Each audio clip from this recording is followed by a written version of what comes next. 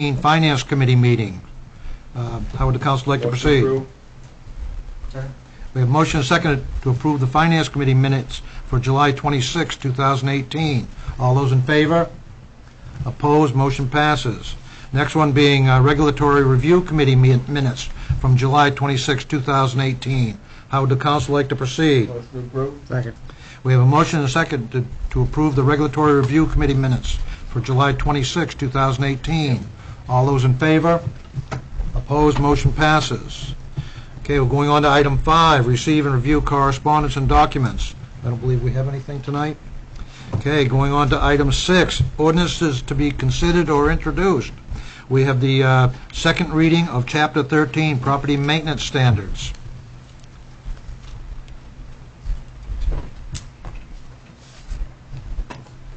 Good evening, Jeff Hammond, Code Officer.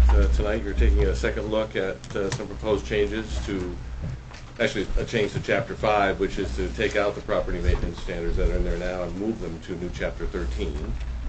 And they're essentially the same requirements. There are a couple of new ones, including the restrictions over overgrown vegetation.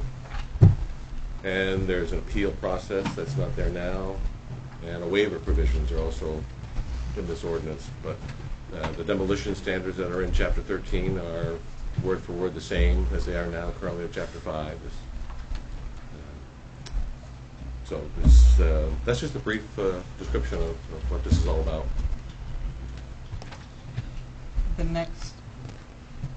At this point, however, the council determines whether or not to hold a public hearing on this, correct? Or did they vote to do a public hearing and we... At the last meeting there was Yeah. a vote taken. Yes. The notice that was needed to be put in the paper didn't get into the paper, so you'll have to wait until the next meeting to hold your public hearing, unless you want to decide not to hold one, which I guess you can reverse your... Make a motion that we wait until the next meeting, post the meeting, since we already voted on it. Second. We have motion and second to hold this until we get notice for the public hearing and review this in the next council meeting. Anything further from the public on this? Yes, ma'am. Mr. Mayor, will we get a chance to speak on this tonight, or is it has it already been public hearing. Can we speak on the issues tonight or no? On property maintenance? It's The next one. mostly Chapter 5. I think it's the next one, I think. Okay, but the question is still going to be, Okay. may we speak? Yes. Thank you. Okay, any other questions from the public on the property maintenance standards? Are we going to advertise in the paper for a public hearing before final review? Anything further from the council? All those in favor? Opposed? Motion passes. Okay. Next one being second reading of Chapter 5, Building Codes and Standards. Jeff. So Chapter 5, as I said earlier, is just dealing with just building code standards, no longer property maintenance standards there. Those are, as I said, are in Chapter 13 now. And there's just some clarification given as to what codes and standards that the chapter applies to. It includes things like the MUBAC, which we're required to enforce and have been required to enforce since July 10th, 2012, I think it was. And there are several types of exemptions for permits that have been proposed. A long list, as a matter of fact.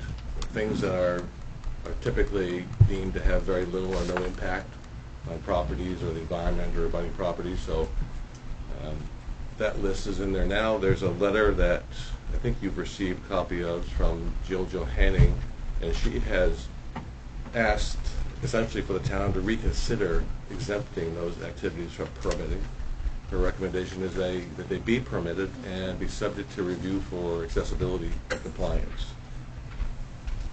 And I'm thinking probably some of the ladies here tonight will want to speak about that.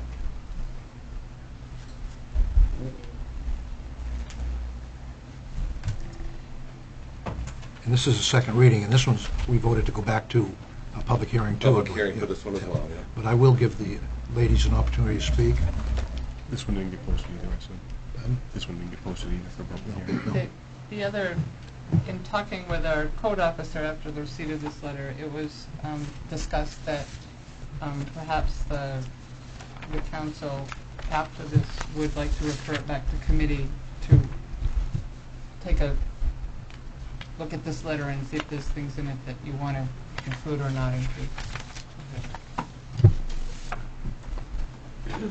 My name is Pearl Swenson, a resident of Bucksport, and I'm also a member of the Senior Resource Committee as a volunteer. And I have some information here that maybe not all of you are aware of, so thank you very much for letting me speak. You may or may not be aware on April 5th, 2018, at the AARP Age-Friendly Regional Get-Together for Northern Maine held in Brewer, that Jeff Hammond, our Bucksport Code Enforcement Officer, was one of the main speakers. Jeff gave an excellent PowerPoint presentation showing old Bucksport buildings with new ramps, grab bars, and railings. I was very impressed. He clearly explained the reasons for the ADA codes and showed visual examples. The town of Bucksport has made $500 grants available to encourage these improvements. Mary Jane Bush from our Senior Resource Committee next presented the newly published Hold On brochure. It was her initiative that brought together a grant from the Bingham program. Those who have seen her community involvement and accomplishments will relate to what a humble, capable person she is. Patricia O. from AARP provided the startling statistic: someone falls in the United States every 90 seconds, for a total of more than 1 million falls a year. The most common injury is a broken hip. Jill Johanning, architect from Alpha One, who Jeff just mentioned, worked closely with a graphic designer on content and design for this Hold On brochure. At that meeting, there were over 30 or 40 people, including the speakers. Hold On brochures were given to everyone with the hopes that other communities will pursue similar goals. To date, we have received contacts to speak because of that presentation via conference calls with the Disability of Rights meeting in Augusta, the towns of Bethel, Bowdenham, Millinocket, and Helena. They have a similar inquiry. Please share with us how the town of Bucksport and the Senior Resource Committee have been able to advance accessibility in old buildings, which all of our towns have in common. Since we first appeared before this council in June of 2014, 4.5 years ago, the Senior Resource Committee has been working diligently, one business at a time, with Jeff Hammond's help. But as I read today about the standards, I can understand now, Jeff, why there were some things that couldn't be changed. Making Bucksport more accessible for individuals of all ages.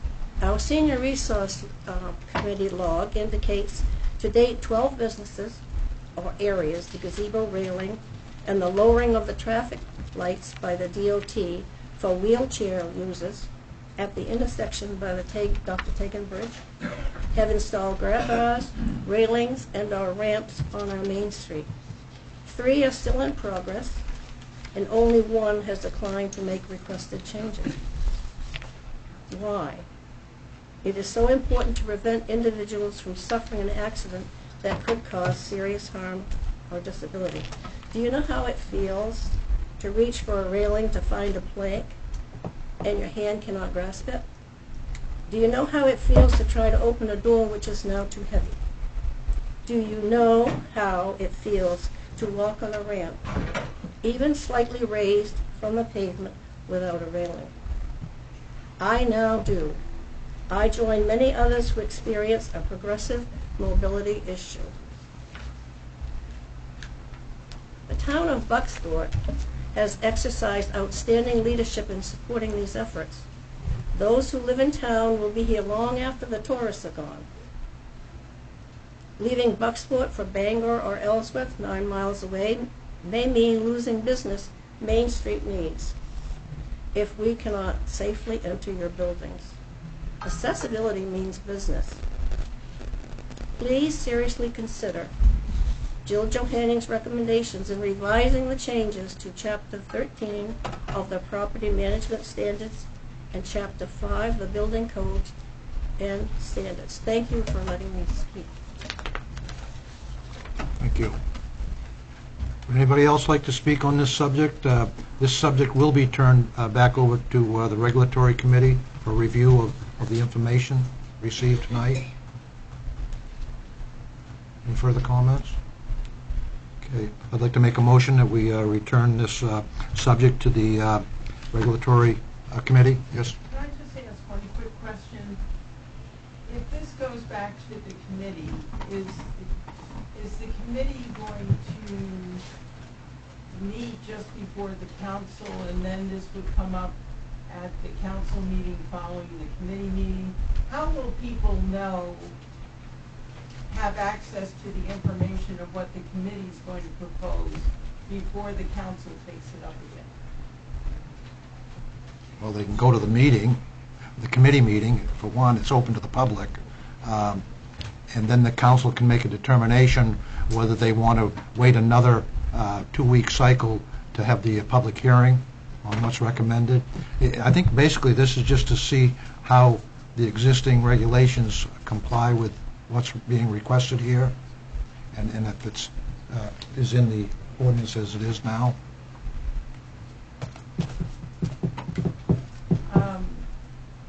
So people won't know what that recommendation is until the council meeting.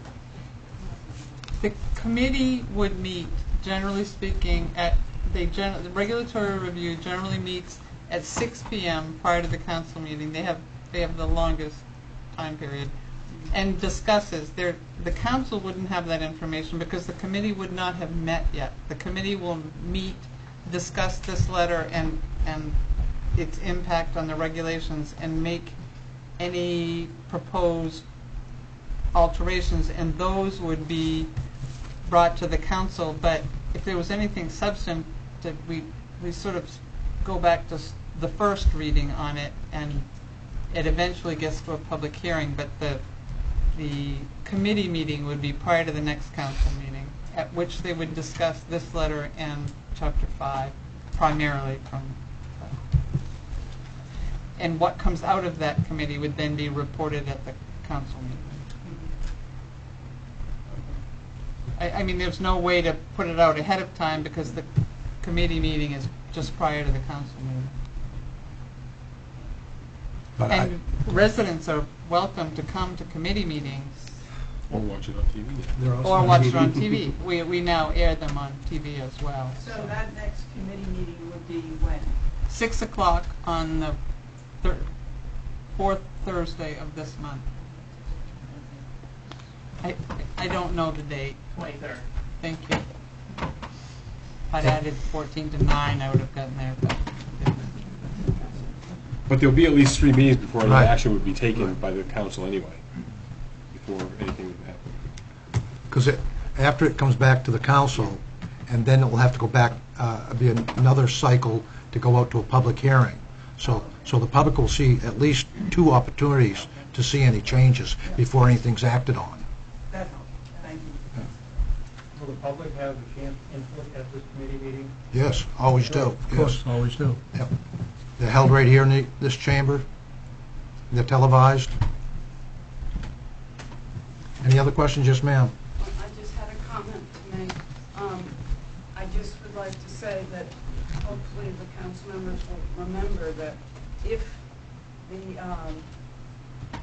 guidelines for ADA are met in the basic building code, later on, changes will not have to be made to existing structures to have them comply with the code. And this town is getting older and older, so eventually. Thank you. Any other comments? Okay, I've made a motion to send this back to the Regulatory Committee. Second. Okay, we have a motion and a second to send this back to the Regulatory Committee. We'll be at 6 o'clock prior to our next council meeting. What's the date again? 23rd. Okay. Anything further from the public? From the council? All those in favor? Opposed? Motion passes. Item 3 is third reading of Chapter 12, Traffic and Safety. Jeff Hammond, Code Officer. So at your last meeting, you conducted your second reading, and there was a question raised about how this change might impact the use of devices that individuals that have mobility limitations might need to use on our waterfront walkway and other places for recreation. So the council referred it back to the Regulatory Review Committee. They met earlier this evening and took a look at a modification that I proposed, and the committee was satisfied with the modification. And essentially what it does, and I have copies if anybody would like to see this. Anybody want a copy? Sure.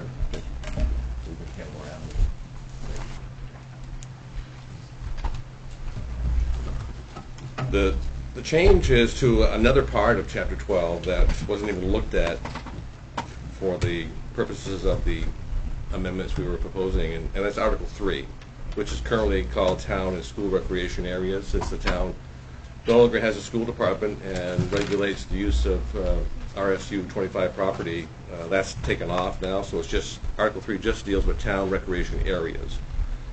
And the change will read as follows: no motorized vehicle of any kind may be operated in town-maintained recreation areas except in areas designated for motor vehicle use. And the next section is exceptions to that. And the exceptions are town-owned vehicles, vehicles granted permission by the town, and the third one is electric personal assistive mobility devices. That's a term that comes out of state law. It's defined in state law and actually is regulated by state law. And then the law essentially says that these devices can be operated freely wherever pedestrians are allowed to walk. These devices are allowed unless it's restricted by local ordinance. And there's no local ordinance in the town of Bucksport that restricts that use. So I think that takes care of the concerns that were addressed about being able to operate things like motorized scooters and wheelchairs on the waterfront walkway. Those will fall into that category. The other change was to clarify that overnight parking will be allowed in this parking lot here next to the town office in designated areas.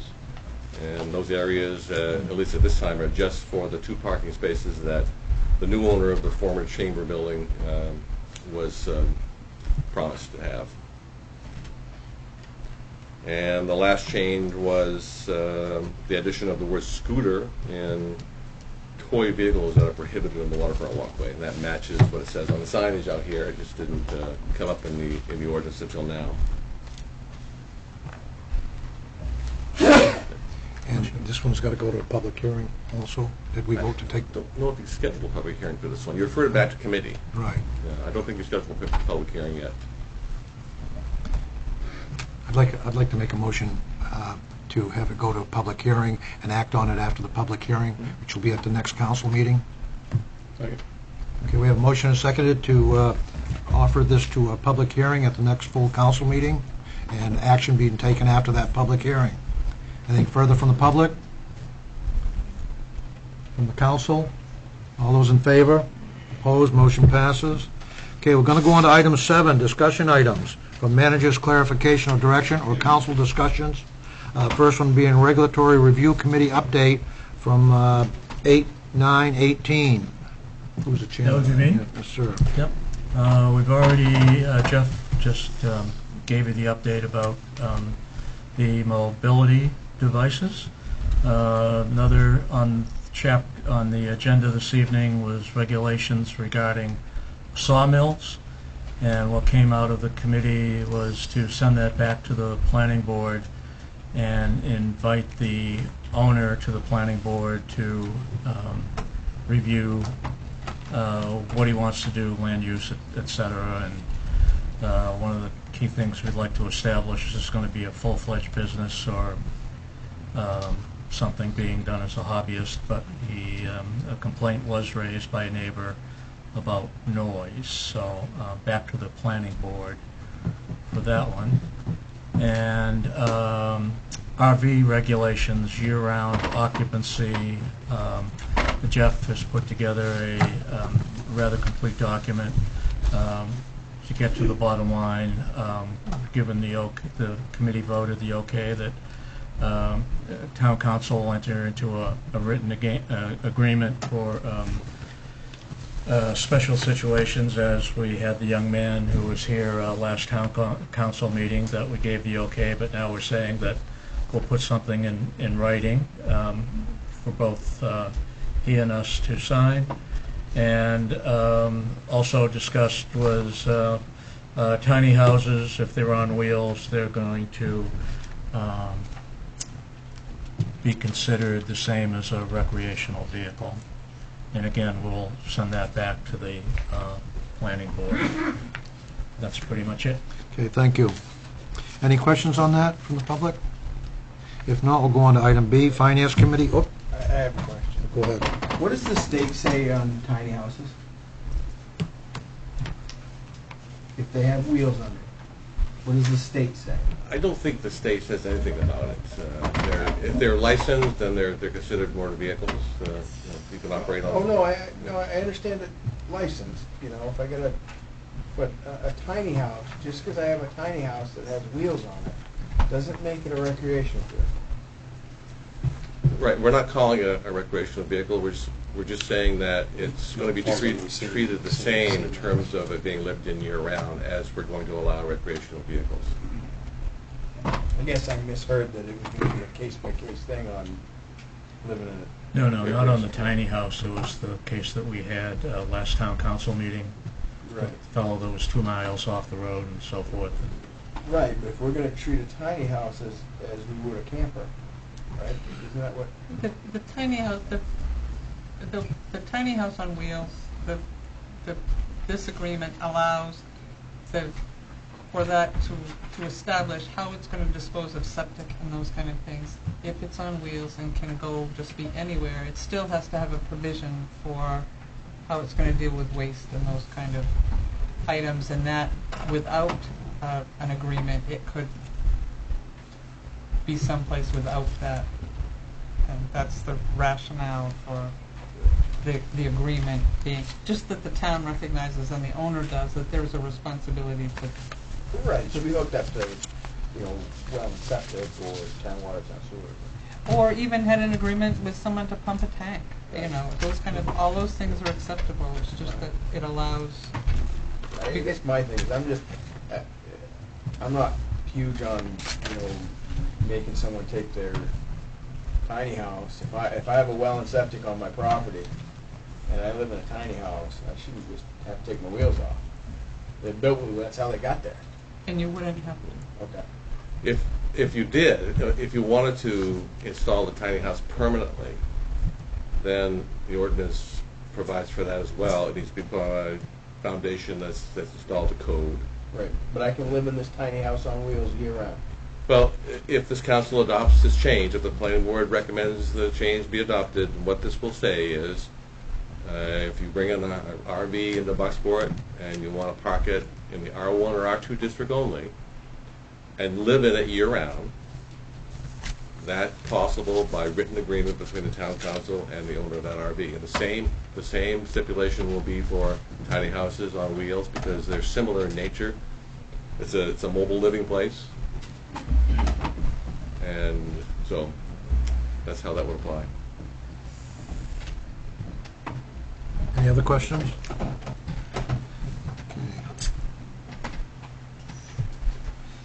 Okay. We don't have to take any action on this. So next one being Finance Committee update for August 9th, 2018. Yes, as the chair of the committee, the only thing that we discussed was bids for new cruisers, and we received 4 bids from a low of $49,030 to a high of $52,272 for the 2 cruisers. And we took, and I thought I had our town council here, but we accepted our town manager, but we accepted the higher by $38, the bid for $49,068 from Quirk Ford of Augusta. And I said, aha, well, that's $38 higher. And she says, yes, but they were available now, and the one that was $30 less wasn't available for 30 to 120 days. So I said, good job, good job. So we're going to have 2 new cruisers for that amount of money, assuming we accept this report. Okay, we're going to act on that under agenda items. Any questions on that? All right, we're going to go on to item C, legal opinion, town code and town charter. Susan? Yes. At the last council meeting, additional questions were raised in regard to the town code and how it treated political activities by councilors and by employees. And the town code, unlike the town charter indicates that only full-time employees are exempted from serving as a town councilor. The political activities section of the town code, however, says that no employees can run for an elected office. And so I referred that question that was raised back to Maine Municipal for a legal opinion. We had gotten a legal opinion on the charter language, which was the first one, and the second one was the town code language. And the opinion, you all have copies of it, and it was in the packet, but essentially says that they're not in conflict because they address two different issues. One addresses the issue in the town code of prohibitions in serving, and the second one in the town charter, and then in the town code, it defines how employees can undertake political activities as employees, and that prohibits. He went on to cite Maine case law and others that talks about inhibiting First Amendment rights, and that our case was in the Maine Supreme Court that indicated that language similar to ours in the town code, which prohibits any employee from serving, could be deemed overly broad. The answer is we have a town code that is one way, we have a town charter that's a second way, and the resolution of this, as put forward in this, is for the town code to be consistent with the town charter and not be as overly broad as it is now. When this all started, my assumption was that the town charter, as the only document that the town has on which every element in that document has been voted on by the residents of the community, would have greater standing, and that's not true. What is true is that if they were the same subject, it would be true, but this is not the same subject. One is political activities, and one is the provisions under which you can be a counselor. So that's the information that you have, and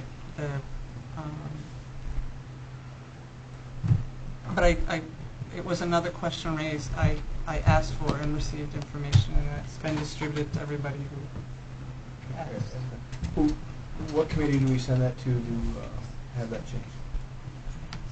Regulatory review would be the one. Make a motion to send it to the regular review. Second. Okay, we have a motion and seconded to send this to the Regulatory Review Committee. Anything further from the public? From the council? I give them one thing. Who's on that committee? Councilor Rabs will have Are to you on that, recuse. Peter? I will fill Councilor Rab's spot on that committee for that meeting.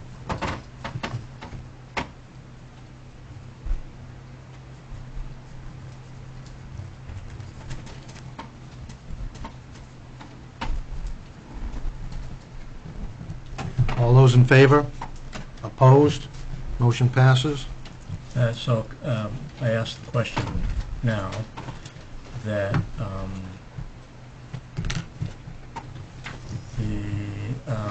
in the document that came back from legal, he went on to say in the paragraph, I don't think that you have to throw up your hands and say the counselor can't run for re-election and be an on-call firefighter.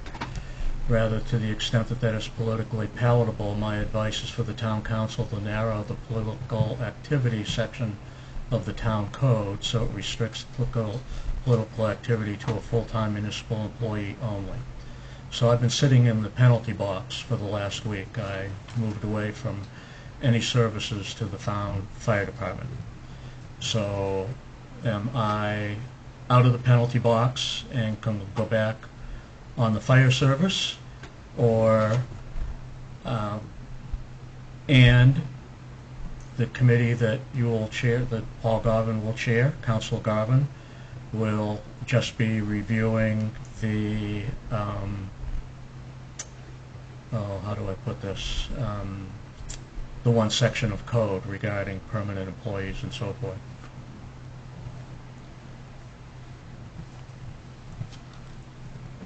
Until the, I don't have a lawyer sitting here next to me. Well, I do, but he's not the right one. I probably shouldn't say that. I didn't mean it that way. My interpretation right this minute is that until the town council makes a change to the code, that you can't act on the fire service.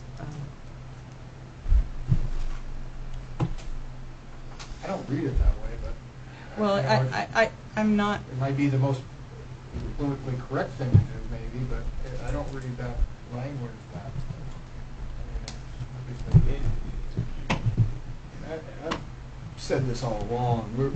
We're a small town. 5,000 people. We depend on volunteers throughout. In all kinds of services, we depend on volunteers in all of our committees and Main Streets and things downtown, and for us to have an issue with a part-time on-call, doesn't know if he's going to get a call today or next week, but I can tell you if he got a call today, I want him to come to my house. Okay, without him and people like him, we don't have people coming to our house if there's a fire or someone at our house is hurt and needs an ambulance. Okay, I can't believe it. It appalls me that someone brought this up. Okay, a very minuscule issue. Okay, I don't read it that way either. I would add that we've been publicly chastised because supposedly we're not following the codes. Well, this is clearly an ambiguous piece of information that's here. But nobody chastises us when we don't follow codes to give a break to somebody when it's a tax issue or a cleanup issue. We've given people many breaks on codes, and those people that have been the most vocal against us on this issue are the ones that are supporting the people that want those breaks for the codes. And we certainly do that because they're the right thing to do at times. But now we're being chastised because this ambiguous piece of information here for political purposes is being brought to the public. And I think that's just wrong. So, I mean, I'll go along with whatever the town manager, the advice we get here. Well, here's the issue I have. It went before the main, I'm fighting for myself here, okay? Make no doubt about it. It went before, there was a case that went before the Maine Supreme Judicial Court regarding South Portland. And the court struck down the personnel policy as it applied to employees, and then went on further from there. Looking for the right thing here. On the other hand, the court's legal analysis stated a municipality must demonstrate the First Amendment interest of its employees in running for office, and those citizens who may want the employee to represent them are outweighed by the impact of the employee's candidacy on the actual operation of the municipal government. And this is the legal fellow from Maine Municipal. And ultimately, I don't see how the town could seriously argue that its operations are impacted by an on-call firefighter running for re-election for the town council. Understand, folks, I am not a career firefighter. I am not a permanent employee. I am not a part-time employee. I am not a contractor being brought in. I work on a per diem basis when the tone goes off. And all I'm doing right now is ambulance driving. Okay? I may take on other things. So if that's what you decide to do, that's fine and dandy. But I'm going to make a decision tonight, and it'll be on the town manager's desk tomorrow morning. It's not a threat. It's just the reality of it. I think the guy stated his case. I have First Amendment rights, just as the fellow in the back of the room has First Amendment rights. And I don't think this is the proper way to go about it. I'm done. Thank you.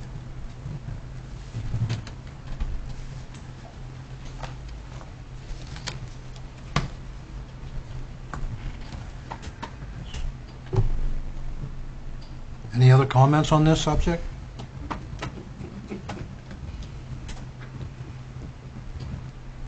Anything further from the council? Do we need to make a decision here on this? It's been sent back to the regulatory review committee. Right. It's going to regulatory review. I think Mr. Rabs is asking for this. I understand that, but unless you take some formal action to tell him he can't answer the tone if it goes off. He can answer the tone if it goes off. I agree.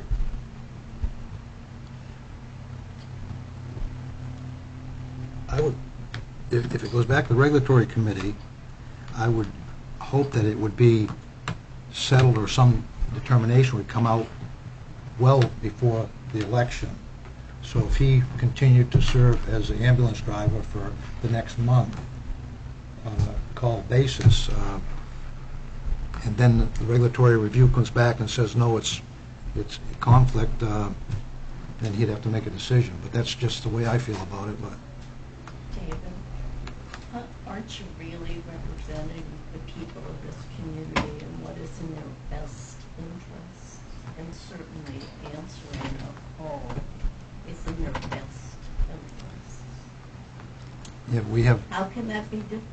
Well, we have a charter and codes that we have to I sign. understand, but it's a shame. This issue will be before the council in 2 weeks if regulatory review meets, and therefore it's before the election.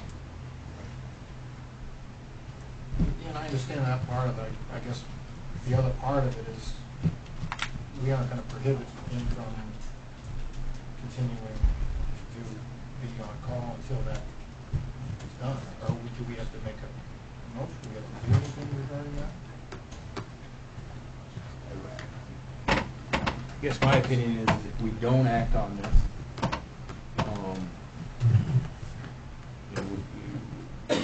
nothing's changing. He's an on-call firefighter for the town of Bucksport. A decision will be made in 2 weeks, whether that's changed, and then it could change. And just have him not be on call for 2 weeks or until we get a ruling from the. Mayor, I would disagree. Well, I don't think we're. I would too. I actually agree with what they said in the ruling. I agree with what they said in the court case, and I think we as a council are taking steps to possibly correct the issue, or not. But I think it's too vague for us to enforce, or it to be enforced, to make it an issue. In my mind, if the public doesn't like the direction that just we're leaving things status quo until we decide on the regulatory review committee and their recommendations, that he continues to do what he's doing. If the public doesn't like that, they'll let us know in November. But I think there's nothing, driving us to have to make him get off that until we've met and decided how it's going to go from Mason. Yes, sir. I've had to use the ambulance service over the past year at least 3 times, possibly 4 times. I don't want him in the truck. I want him driving that ambulance. I'm not sure, I don't attend the town council meeting, so I'm not quite sure what kind of a town councilor he is, but he definitely needs to be in the ambulance truck, and I see no conflict of interest whatsoever, being a part-time ambulance driver and being a councilor. I can't possibly see any conflict.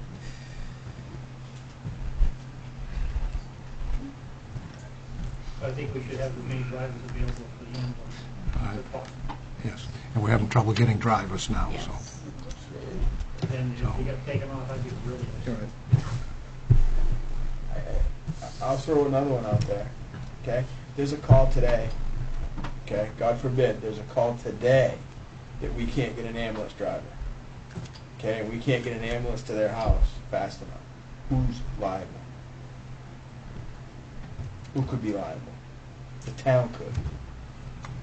So we're going to restrict that? I don't buy it. I don't. This whole situation is extremely petty.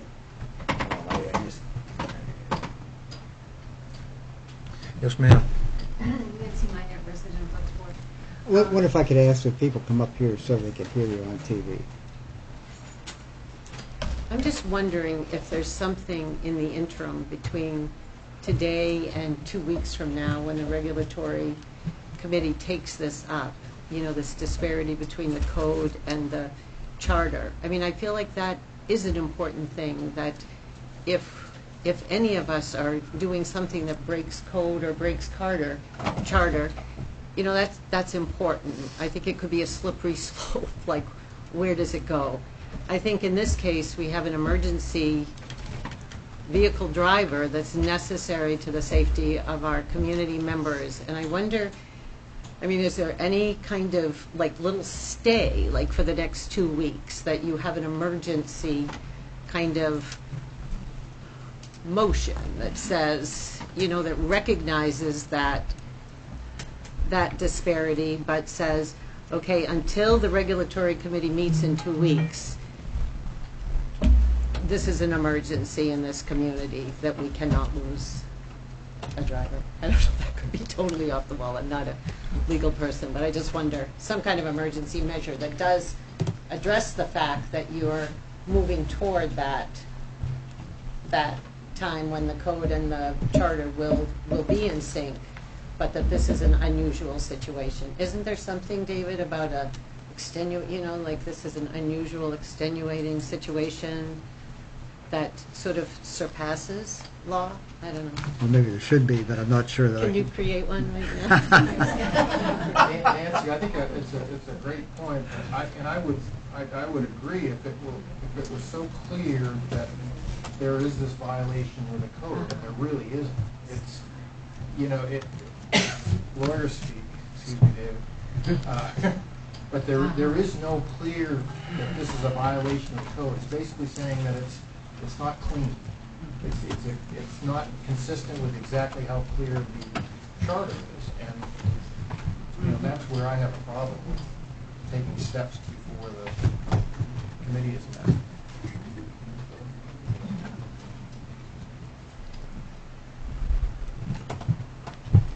Mr. Mayor. Go ahead, sir. Relying on the Charter, Section 2.08, which says as follows: the council shall be the judge of the election and qualification of its members and of the grounds for forfeiture of their office. And resting on that, I think it's a pretty simple answer. And if any member of the public doesn't agree, one who brought this up or anybody else, they have right to take legal action against the council, and so let it be. But Section 2.08 is pretty clear. Well, just one last thing about the court case that went forward. The Maine Municipal Association Legal said, well, I don't think that the Callahan case invalidates Bucksport political activity ordinance outright. I do think it raises a legitimate question as to whether the ordinance is overly broad and therefore legally unenforceable. Unfortunately, as one federal appeals court noted several years ago, the area of the law is best described as a legal morass, and straightforward answers are hard to come by. Well, let me tell you, there are 9 people that sit on the United States Supreme Court. It's amazing how many 5-4 decisions there are. So I'm resting on 2.08 of our charter. Personally, I voted no because I think it's a foolish thing we're even talking about it. You know, the inference is there that it's a full-time employee. Anybody that doesn't read that in there is digging into it so far, and they're making their own inferences in that. It's been told to us by lawyers. Their opinions count. This is a mute issue from where I stand, and I don't even. That's why it doesn't need to go to the review committee. It's there. You know. Mike, you were first. Can you get it? Oh, I'm sorry, somebody else? No, you. Could you come up Oh, to... sure. Mike Ormsby, Boxport. I just have a question. Isn't these rules about employment brand new, like within this year? Weren't they just passed, or have they been there? I've never heard of them before recently. The charter rule I've heard of many times because I got involved in that myself. But these new rules, aren't they new? And what was the council's intention when they passed them? Just curious. They're not new. They're not new. They've always been there? This provision has been there for a while, at least since. I think Mike's talking about family members. There are new family member rules that we talked about last year. Well, the I only. thought there was stuff about nepotism that Nepotism, we yes. spoke Yeah. to last But year. the only Yeah. thing that's in These that are the is that it only limits husband and wife, not Right. Okay. that. I just, in terms of that. those rules I never saw This before, provision was so. in place, has been in place for some time, Okay. and even though it was Chapter 2 was reviewed, but 1972 is when it was acted. really? And it never Nobody's- came up There's in been- the there's been- other there's- incident, did it? There's been no. Thank you. Yes, ma'am. All right. I'm steady now. I'm the railing, I got you. Why on earth would you take a chance and lose somebody with the training and the experience that Paul has? I wonder as I sit here and watch how much any of us would put up with, what's going on in the paper and rumored. I think you should just make a decision and allow someone with experience and training do what he does best, and he volunteers. If I could, one last thing. You asked about what kind of counselor he is. He's probably one of the most prepared, if not the most prepared, thorough counselors on this council, regardless of what issue he's involved with. So he's invaluable to the work of Bucksport and what he's doing up here. So that's what kind of a counselor. I would second. We need more like him. Mr. Mayor. Yes, sir. if I may. And finally, Article 1 of the Charter, 1.02, states the powers of the town under this charter shall be construed liberally in favor of the town. So I think we have enough guidance as far as I'm concerned as to what we ought to do under the terms of the current charter. I think it's ridiculous that this was brought up in the first place, and I think large numbers of the general public agree with me.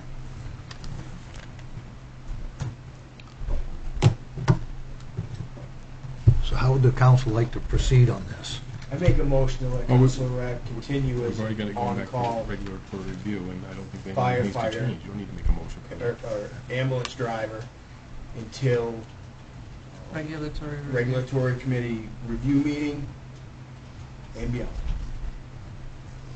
So second. Yes. We have a motion and a second to let Councilor Rabb continue to participate as a call ambulance driver and call firefighter, pending any changes coming from the regulatory committee meeting. Is that what I'm hearing? Correct. And that would be in 2 weeks? Okay. All right, anything further from the public on this? Thank Donna. Pardon? Thank God. And the council. Anything further from the council? All those in favor? Opposed? Motion passes. Next one being a non-binding referendum for single-use plastic bags. Opened up for discussions. Thank you. At the last regulatory review committee, prior to the one before this council meeting, the committee made a recommendation to the council to put this issue out as a non-binding referendum question related to banning single-use plastic bags on the November 2018 election. And there is an agenda item, C, with a resolve, which is how those things go. Committee referrals come back as proposed resolves. But there has been, I've had a number of people contact me who wanted an opportunity to weigh in before this resolve, and so this item is under discussion items to allow for the council and the public to discuss whether or not this going out to November election or whatever iteration of this is appropriate. Okay. Okay, this is discussion items, so it's opened up to the public. Yes, ma'am, you can start.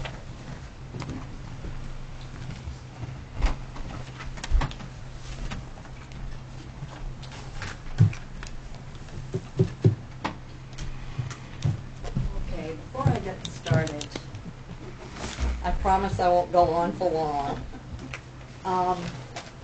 I understand that part of the concern 2 weeks ago was that non-plastic bags wouldn't have handles and therefore they'd be more difficult for senior citizens to handle.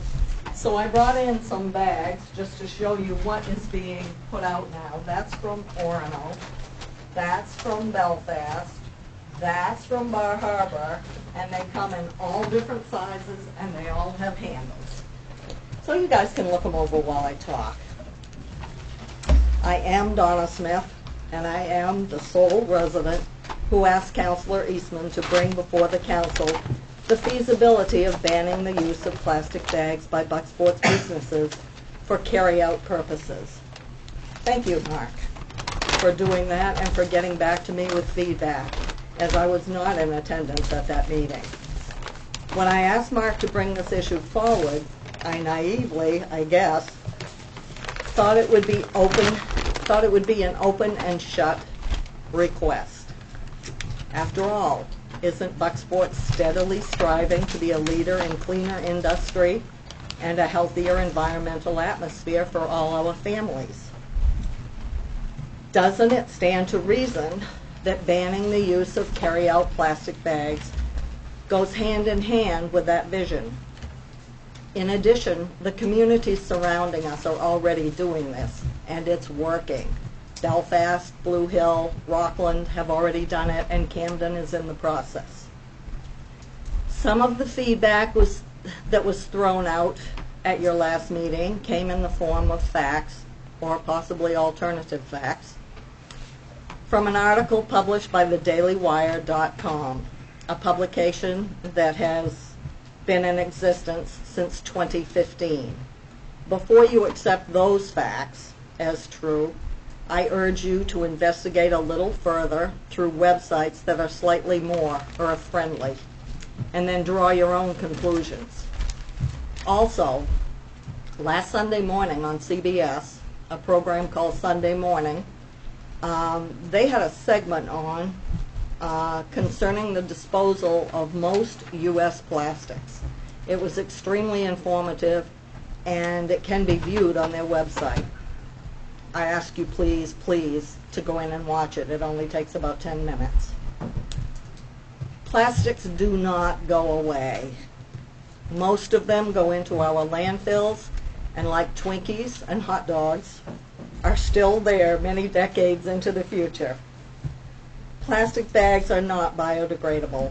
They will eventually disintegrate into minuscule particles that are in our ground or water. Should be and water. As of right now, they have invaded almost everything that we eat or drink. Plastic particles have even been found in drinking water supplies. Is this what you people want for yourselves, for your children, your grandchildren, and all the generations to come? We can't fix what happens in Asia or Africa or any other part of the world, but we can fix our tiny corner of the world. You have the power to fix this one little thing. Please do it. Do it in increments if you wish, but do it. Make a difference in our corner.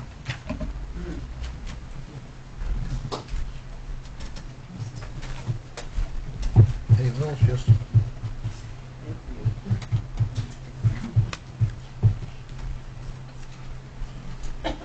I'm Nancy Minot, resident of Bucksport. And although the Bucksport Heart and Soul process certainly informs my thinking, I am speaking simply as a citizen of my community. Thank you, Mayor Keene, Town Council members, Town Manager Sulasad, for valuing the voice of a Bucksport citizen who initiated this proposed ordinance, taking this issue of a plastic bag ban seriously, and for providing an opportunity for public comments regarding this. I'm encouraging the council to take a vote in support of a plastic bag ban tonight, or postpone a decision on this for a couple of months until further community education might occur. I'll keep my comments to 3 points. First, when I was made aware of this plastic bag ban proposal in Bucksport through last week's editions of the Enterprise and the Ellsworth American, I turned to our community heart and soul statements to determine what was discovered through listening to many Bucksport residents about what mattered to them in our community. Perhaps the statement that applies most directly to this proposed ban is, we cherish the beauty of our rural environment, which provides us access and a connection to our natural world. The Penobscot River, the jewel of our waterfront and our maritime connection. Our ponds, lakes, woods, mountains, and farmlands, what mattered to the people in Bucksport. In an April 15, 2018 article in the Portland Press Herald, Marina Schaffner interviewed Ned Leitner, Belfast resident, who helped organize his community's recent bans. He said he was motivated to support these bans after taking a Penobscot Bay Stewards course run by the Maine Coastal Program. He said participants learned that typical samples of bay water contain upwards of 10 pieces of microplastics per liter. The Penobscot River is one of Bucksport's richest assets, and its sustainability for future generations depends on our being good stewards of it. It is well researched that plastic bags are harmful to the water and marine life. Secondly, a town council vote to ban plastic bags begins the process of building community awareness of the harm of plastics to our environment. In the same Portland Press Herald article, Ned adds, this ban has heightened awareness about keeping our community clean. I thought of this spring's cleanup day in Bucksport, how it grew this year, and the opportunities it gives for taking pride in our community. I imagine with such a ban that community members will be looking in trees and along the roadways for these plastic bags and removing them. Just being aware of this proposal this week, I find I'm asking myself questions like, why don't I take a recyclable bag to the grocery store for corn on the cob, or bring a bag to local shops for my purchases? And I like that challenge of thinking in a new way. Third, this idea to ban plastic bags, although brought to the town by another Bucksport citizen, Donna, is also one of the 82 Heart and Soul citizen-generated ideas. These ideas were all presented to the community at 2 clicker events to determine the impact and feasibility of each idea in our community. The plastic bag ban vote resulted in high impact and high feasibility. So in a sense, the community has already indicated how they feel about this idea. I learned an expression and a way of thinking about change from my experiences in a small village in El Salvador. Poco y poco, step by step.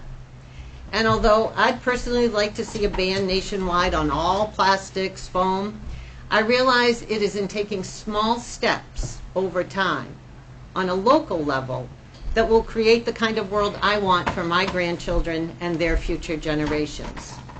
This is one of those small steps Bucksport can take now for today and for our future community on the banks of the Penobscot River. Thank you. Yeah, Mike, go ahead. I was the one that spoke last week against banning plastic bags. And I don't think I'll bring that up because I see I'm outnumbered. But what I will bring up is, last week you said it should go out for a referendum for a vote. Let the people decide in Bucksport whether they want to ban plastic bags or not. That's, I think, the council's obligation. And then make your action. Don't do it on a group that showed up tonight. I think the town of Bucksport's people have the right to make that decision. Dawn?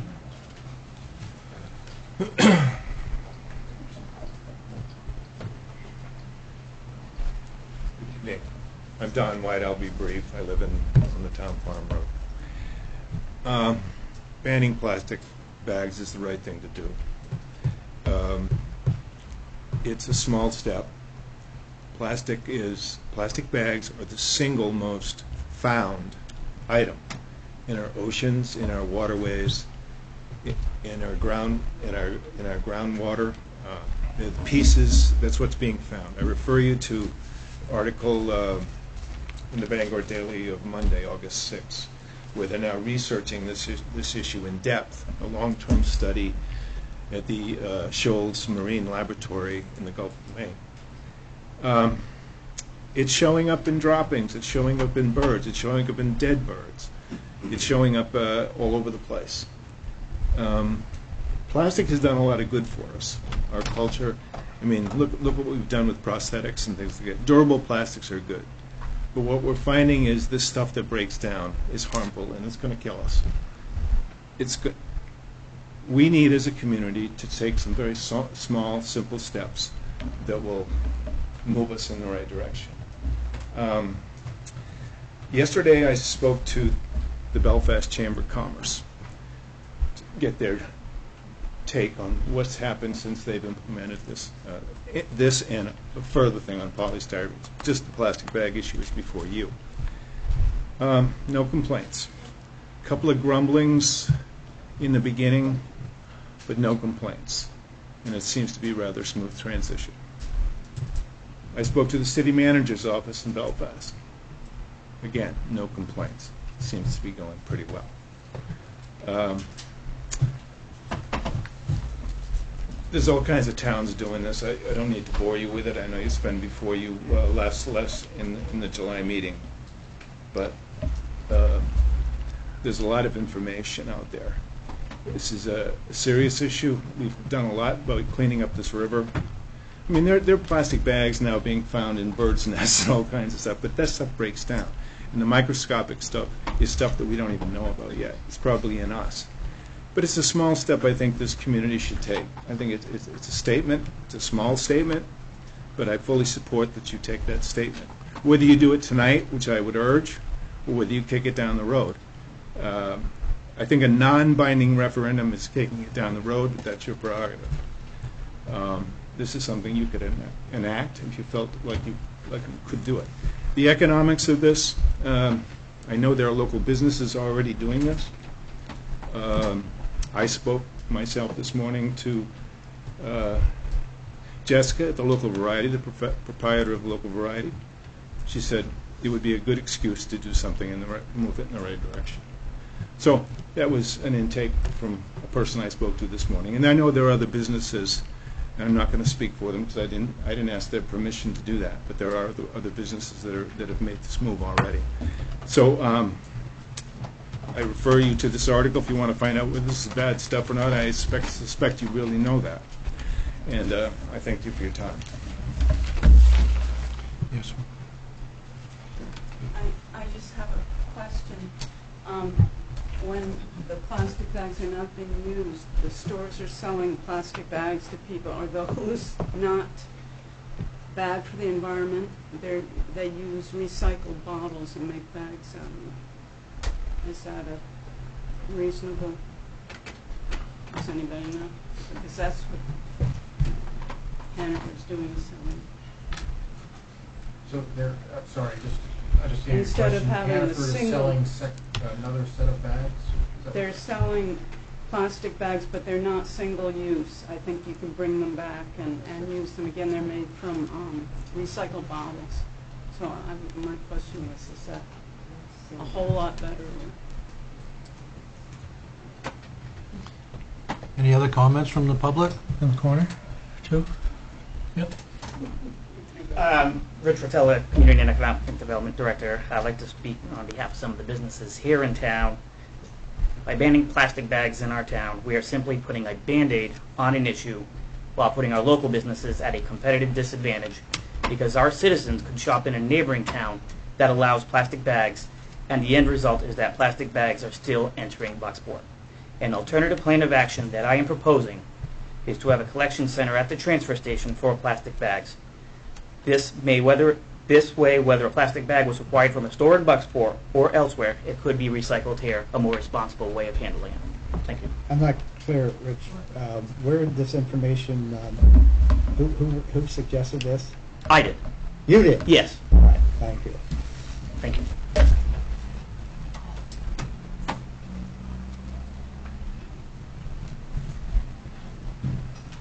Hi, my name's Dorothy Blair. When I was growing up, there was no plastic bags. We had our own shopping bags when we took them to the store. And I don't see why people can't do that again. It's not that big a deal.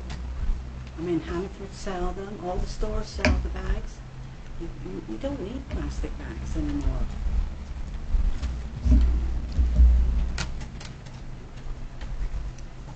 Any other comments?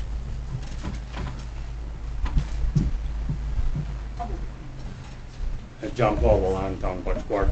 I want to speak on one word that Nancy mentioned, that's pride. And that's something that I've always experienced in Bucksport, whether it's pride of the paper makers, pride of being a senior-friendly town, pride of our sports teams, pride of the robotics team, pride that we've attracted a salmon farm, pride that we're a heart and soul town. It can go on and on. I'm sure counselors, part of being a counselor is pride of serving the town. I think this is one more thing that people in Bucksport can be proud of. Sure, everything. I mean, not everybody's has an association with sports teams, and they're not necessarily proud of sports accomplishments, but for a big segment of the town it is. And so the more things that people in the town can be proud of and talk about that this is an innovative thing that the town of Bucksport's doing, I think it's good for the town of Bucksport. So whether it's something that the council acts on or whether something goes before the town of Bucksport on a vote, I think it's a good thing for the town to have another feather in their cap that they can boast about.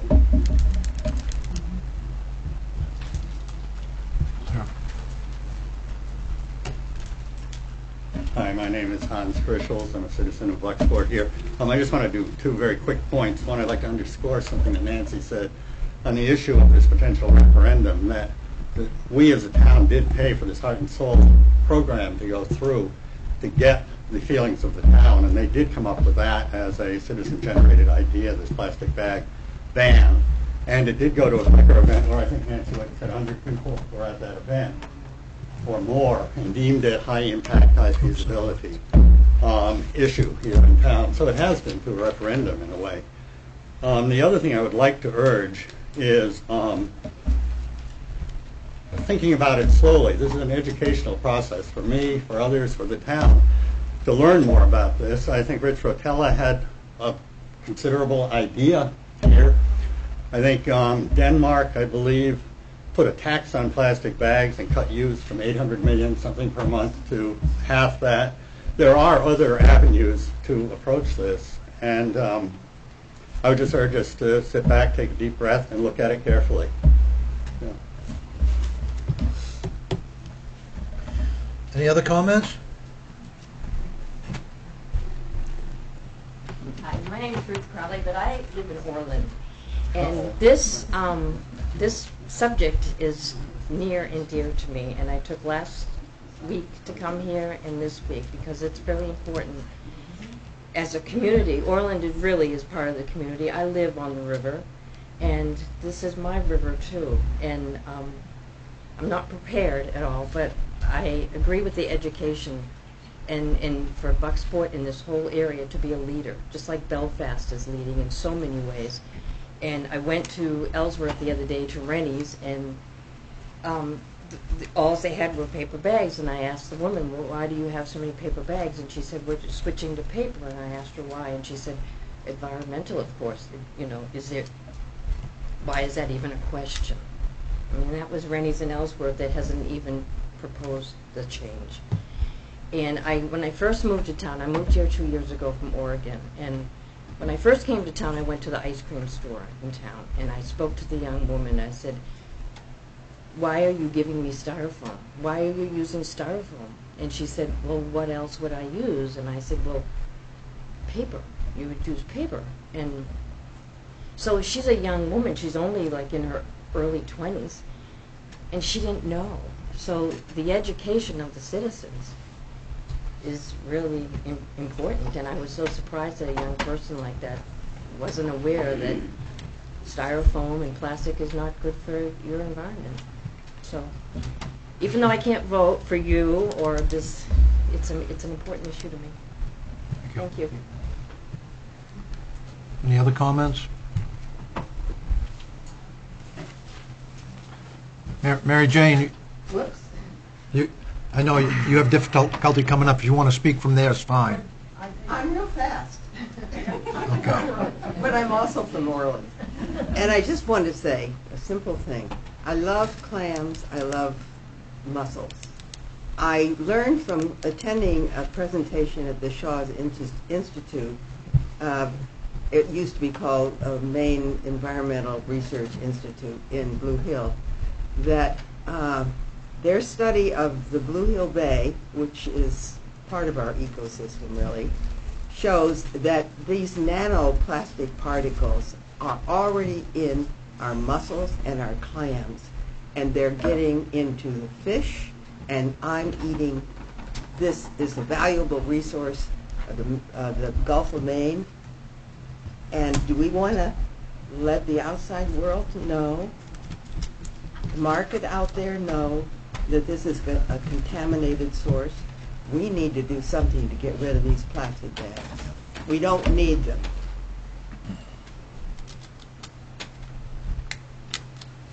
My name is Mary Jane Gorshin. I live in Bucksport, on Bucksmill Road. I want to tell you a story about a conversation that I had with Ella Rayner. Who is Ella Rayner? Well, she's very famous in Bucksport. Andy knows who Ella Rayner is quite well, because her name is emblazoned on golden snow shovel.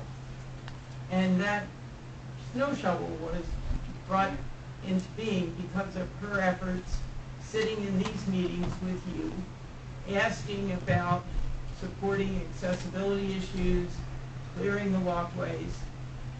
Just before Ella died, I went to see her, and she said, come here. That I've got something I want to say to you. And I said, what's that? And she said, I didn't do something, I didn't do enough. I said, what do you mean you didn't do enough? She said, I should have worked more on the environment. That really moved me beyond belief. And you know, every picture that shows us the impact on our earth of what we're doing, it's every day. We are seeing more and more of the decisions we make and what that's going to reap for us into the future for our children and their children. I've sat in this room with town councilors, Mike included over here, and our counselors have been faced with many decisions, big decisions really, that really could move things in a very different direction. And something like plastic bags absolutely can, without a doubt, make a major change in the right direction. And so for counselors who have sat for many years, who are not here tonight, but were here, but took the leadership, because that's your job, is to provide that leadership. Look at the issues, look at the information, and, you know, say, you have enough to move this forward in terms of what is compelling information about this issue. And things have been sent out for referendum before, non-binding referendums. Let me remind you, that has come back to haunt you. So I urge you to think about this really hard and think about what you could do as a leader in our community to move us in the right direction, and vote on this tonight and vote to support this ban. Thank you. Okay, it's getting late. We've got a lot of other things on the agenda here. I appreciate everybody's comment. If anybody's got something real quick to mention, I've got to open it up to the council for comments here. Paul? Okay. I'll be brief. First off, I want to thank Heart and Soul. I did agree with the Bucksport Enterprise and the editorial they did around the subject, and the area I agreed with is to to vet the process. The fact that you had 100 people put on that board, which I attended, and put my opinions all over the place. That to me is vetting, and it's more than just one person, but a whole group. So thanks to Heart and Soul for doing that. I chair the committee that at the last town council meeting, I brought up the idea of putting it out there to the people. You're not going to like what I'm going to say, but I've gone back for a couple weeks and I've really taken a look at things, read up on articles and so forth. And I'm going to just take you from a global to a state to the Bucksport level real quick. But there's a new article out called "The Country on a Global Level, Countries Polluting the Oceans the Most," and it's dated August 7th of 2018. A team of researchers from the United States and Australia, led by Jean Jambeck, an environmental engineer from the University of Georgia, analyzed plastic waste levels in the world's oceans.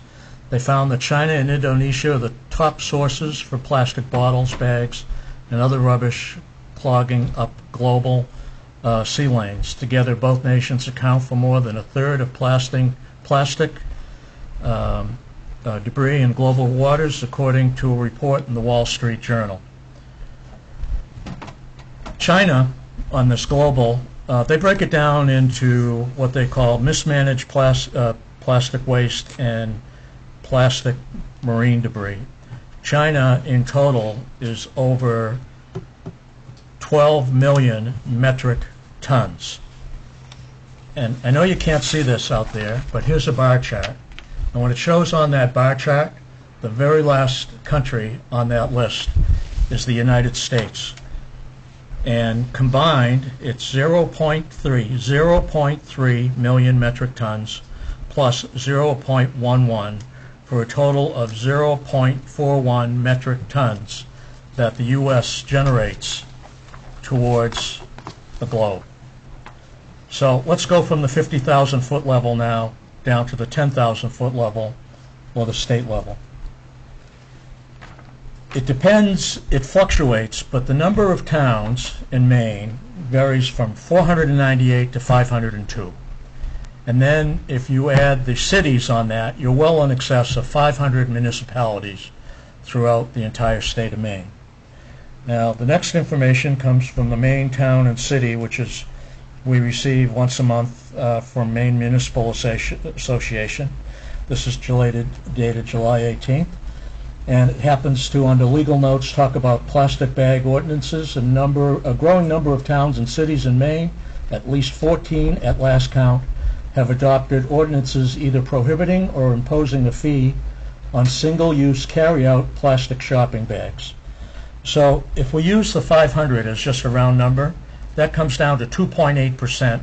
If you add the other cities, it drops that number even lower, below 2.8% of the number of municipalities in the state of Maine. So let's now come down to the 50-foot level in Bucksport.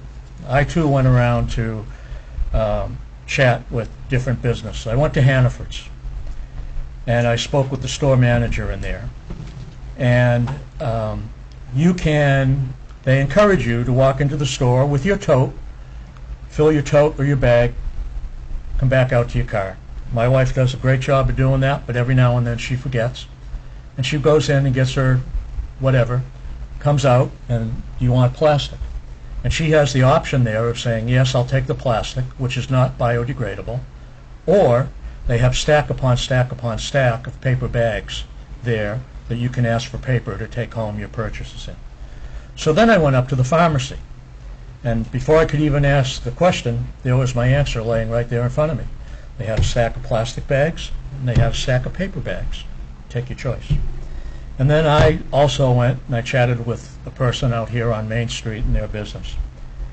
And he believed in the philosophy of getting rid of plastic. However, his customers, when they make a purchase, and when they're walking out the door on a rainy day or a snowy day, they want their purchase in plastic. Okay? Now back to Hannaford for a minute before I forget. The way Hannaford works is when you walk back into that store, you can take your used bags, put them in a receptacle. Those bags, along with cardboard, get put back on their trailers, and they go back to their logistics and distribution center where the bags are taken care of appropriately. So, just a couple last comments here. Back to the legal notes from the Maine Municipal Association, and I quote, "There are better alternatives to disposable plastic bags, but paper, it seems, is not one of them. While about half of the paper bags are recycled, it costs more to collect, transport, recycle them, because they are much heavier than plastic. In fact, on a life cycle basis, paper bags, which are not made in Maine's paper mills, have a greater environmental impact than plastic ones.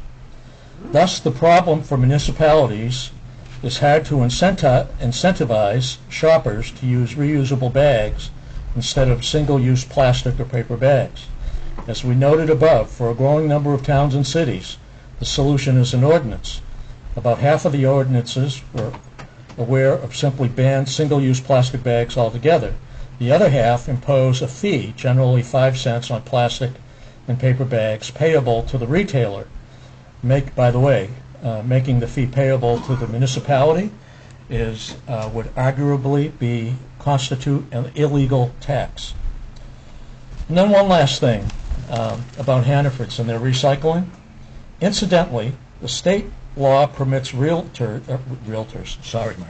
retailers to use plastic bags to bag products at the point of sale only if the retailer, 1, maintains a receptacle for collecting used bags, and 2, ensures that the bags are recycled. That's state law.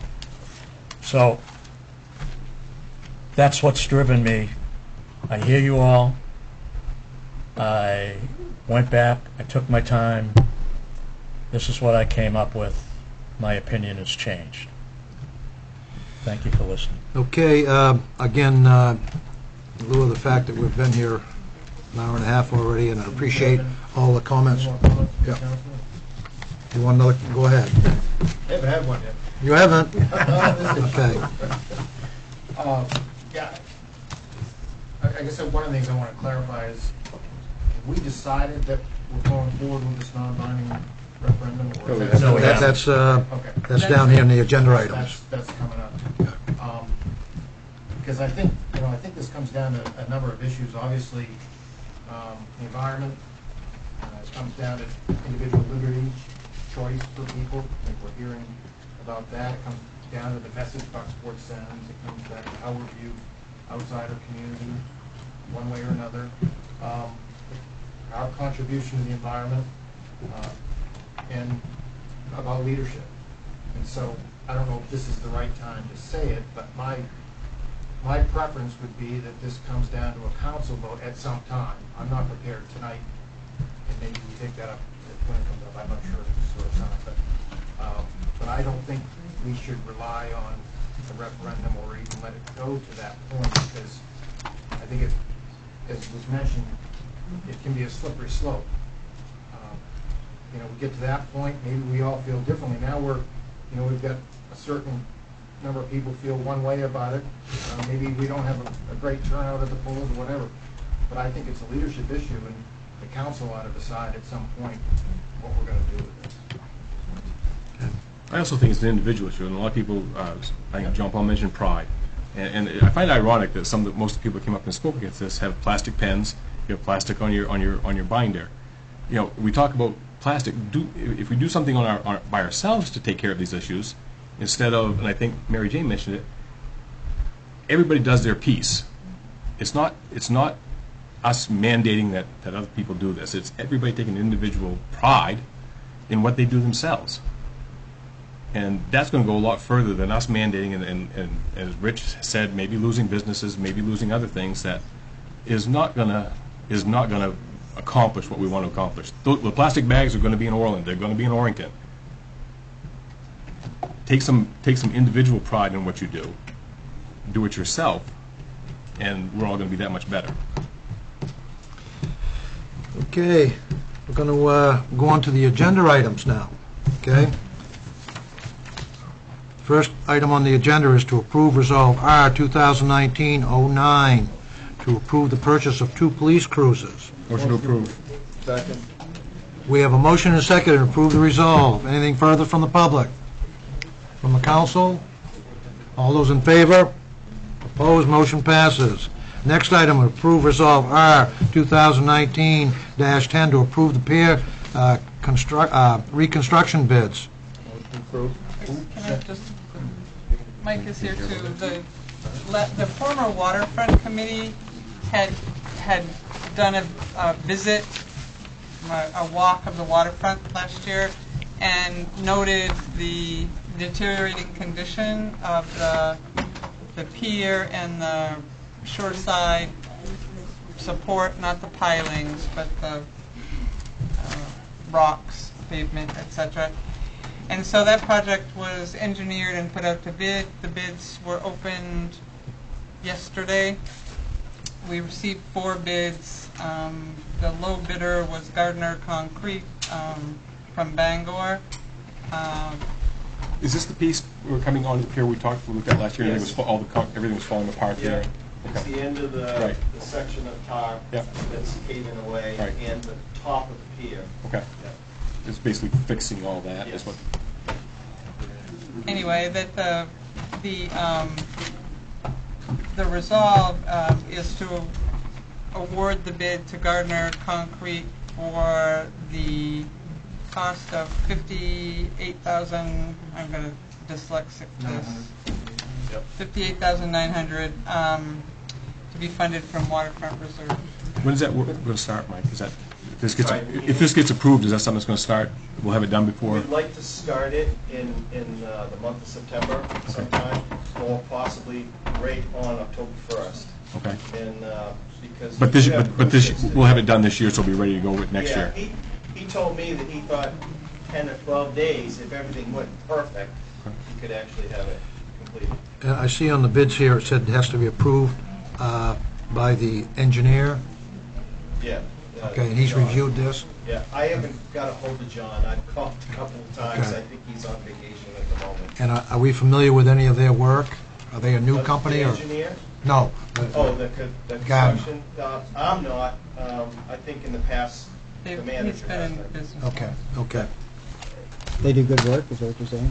He's been in business a long time, that's what I said, and he's done a lot of work in the Bangor-Hamden region. Well, I was in business for a long time, doesn't mean I knew anything. I have a question. Now, where's that money come from? What's that? Where's the money come from? Waterfront Reserve. Not the marina? No. Okay, perfect. No, this is the town dock. Okay. I don't know. I have a question. It's a matter of logistics. Yep. The cruise ship is now coming in here on Saturday night and plus Safe Harbor. Every Saturday and Sunday night, we have Until? the smaller cruise ships until the end of September. So So this will be after the cruise ship is done? we're hopefully we'll get that. I think he needs time to get his materials anyway. What's our fallback position if, Fallback? Yeah. Just to cancel the cruise ship on the last week or so if he has to get going early. Okay, how would the council like to proceed? Motion to approve. We have a motion and a second to approve the resolve for the reconstruction of the town pier. Anything further from the public? From the council? All those in favor? Opposed? Motion passes. Going on to item C is to approve resolve R 2019-11 to approve a non-binding referendum question related to banning single-use plastic bags for the November 2018 election. How would the council like to proceed? The silence is deafening. Well, I think we ought to decide it right now. Motion to approve.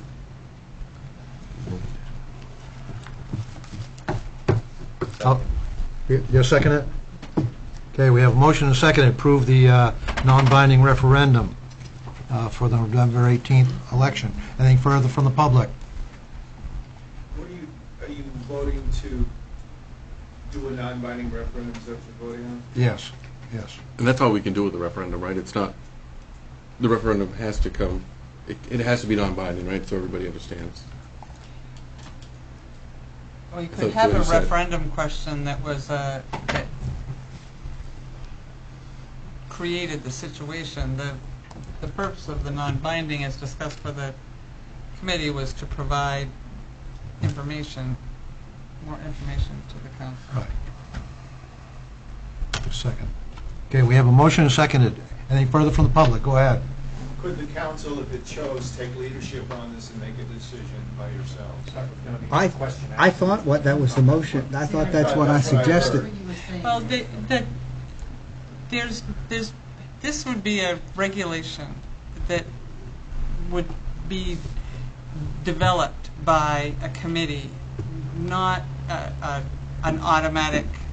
They don't have the information in front of them, language-wise, to know what it would look like, to know how it would work, to know how.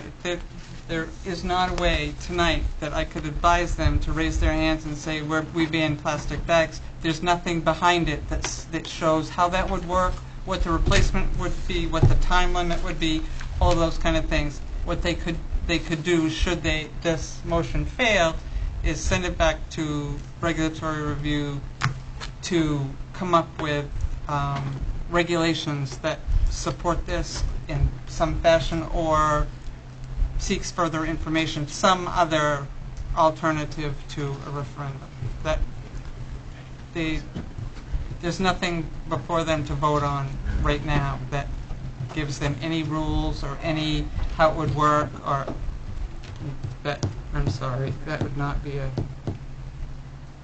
You can send it to get language, or just, but you can't just highway ban plastic bags. I think that would throw due process so far out the window that it. Thanks for trying. Well, just saying. The way I look at it is, going back to the regulatory committee, come up with proposals or whatever, go out to a non-binding referendum. A non-binding referendum, to me, is just another tool for the council to get a feel of how the community looks at this particular subject.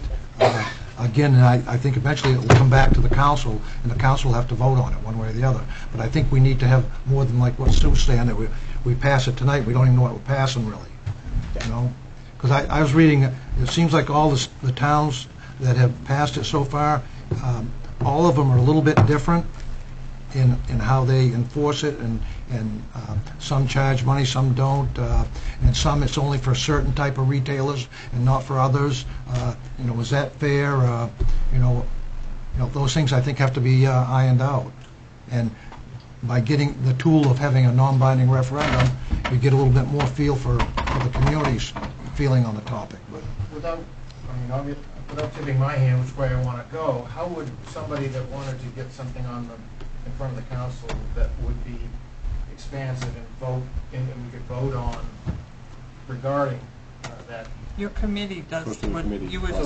But I guess my question is, does the committee come up with something on behalf of a citizen who wants to put it before the council to ban plastic bags? Does the committee develop that, or do we? I don't know how that works. If the council as a whole refers it to committee for language supporting an alternative to single-use plastic bags, Mr. Hammond writes language that, or drafts language. This is how our proposal. Sorry, Jeff. This is how it works. The referral to create ordinance language to support whatever action you want to take would be done by Jeff. A draft of that would come to regulatory review that includes whatever provision as an alternative to that. But I would think that informing that. Let me ask it a different way. Let's say that Paul isn't in favor of a ban, right? But we need something to go before the committee that does some sort of modification of how we, some sort of alternative. But what if David wants to ban it and he wants to get something in? That's where I'm confused. How does it? If you as a whole vote to send it to regulatory review to see language that is an alternative to single-use plastic bags, staff prepares that language and the committee and the council review it, act on it with public input as to whether that meets what the majority of it's going to be a majority. Yeah. What the majority of the council wants to see. So I guess on the other hand, if C gets voted down, it's not 100%. It is going to committee. No, you would have to take another action. Okay. So if it's not voted in to go back to committee, we made a decision. You made a decision. But there also is a citizen referendum process that if they want to. Correct? There is. There is. Right, a citizen could put it in. Right. As a referendum with a majority of votes. With X number of signatures absolutely. and all those. But there is a process if somebody wanted to. If the council doesn't do what people want in terms of ordinance development, yes, there's a process for that too. Okay, I believe we have a motion and a seconded to go out to a non-binding referendum in November banning single-use plastic bags. I open it up for the public, and I think for the council we've already, okay? So, all those in favor? Opposed? Motion fails. Can we make a motion to send it back? Motion to send it back to regulatory review. Okay, For the purpose of what? No, I mean, you've got to give them a charge, which is to send it back to regulatory review. I mean, I would say to explore all options regarding the use of plastic bags right now. I mean, I'm not prepared to say to explore, to put together language to ban plastic bags at this point in time. Yeah, I agree with you. So you want to get more information for the council in regard to alternatives to plastic? I mean, for me, it comes, I'm just speaking personally, there's no doubt in my mind that plastic bags are bad. But to me, from a legislative standpoint, there are issues about individual choice, liberty, those sorts of things that we have to weigh and talk about and decide. So I'm just not sure how to construct the language around what the committee's supposed to do. I mean, invite merchants. I suggest you send it back for further discussion, and that will inform what comes next. Okay, we have a motion to send it back to regulatory review discussion. for further discussions, seconded by Robbie. Okay, anything further from the public? Further from the council? Yes, I do. I guess it went to committee. Okay, this has been at committee. Okay, and then it came to the council. Okay, with something to do with it. The council just voted it down. Okay, now we're sending it back to the committee. It makes no sense. Well, we didn't have enough input, Paul. I mean, obviously, there was a lot of people here that had input, and we had strong input on the other But the side. ones that wanted to give us input, gave us input. That's what Yeah, but we were going for a non-binding referendum instead of But that was looking at an the issue action. directly. I just... All right. Any other comments from the council? Okay, all those are approving sending it back to regulatory review. All those in favor? Opposed? Passes by a 4-3 vote. Go back to regulatory review. All right, we're going to go on to item 9, resignations, appointments, or assignments, and elections. I don't think we have anything on that, do we? Okay. Item 10 is approve a quitclaim deed for Rosemary and Mark Bamford for sale of a lot, map 52, lot 28. I believe that's the one we approved at the council. That is. Motion to approve. Second. We have a motion and a second to approve the quitclaim deed for Rosemary and Mark Bamford. Anything further from the public? From the council? All those in favor? Opposed? Motion passes. I have one other quitclaim deed, and this one is in regard to a mobile home that was moved out of the community, and subsequently they found that there was an unreleased tax lien on the property, which has been paid and was cleared for Down East Maine Property Management LLC. The property was located at map 6, lot 2728. If we could have Make a motion to take an item on the agenda. Second. to address this quitclaim for that tax lien. Okay, we got a motion and a second to take up an item not on the agenda. All those in favor? Opposed? Motion passes. Now, Susan, go ahead. Yes, the Down East Maine Property Management LLC release of a tax lien recorded on May 26, 1943. Nice. 698, page 193. Anyway, You it's... sure that was paid? Yeah, I'm sure as I can be. That's what How would the council like to proceed? Motion to approve. Second. Okay, we have a motion and a second to approve the quitclaim deed, isn't it? Yeah. Yes. Okay. All those in favor? Opposed? Motion passes. Going on to manager's report. Yes, a reminder that the Bucksport Arts Festival is this weekend. I encourage everyone to take advantage of this wonderful opportunity in the community. We'll have amazing artists, vendors, music, and food on the waterfront. The festival is Friday, August 10th and Saturday, August 11th. And while you're downtown, check out all the great businesses that we have here in Bucksport and the mural on the wall next to the Camden National Bank that leads down to the marina as well.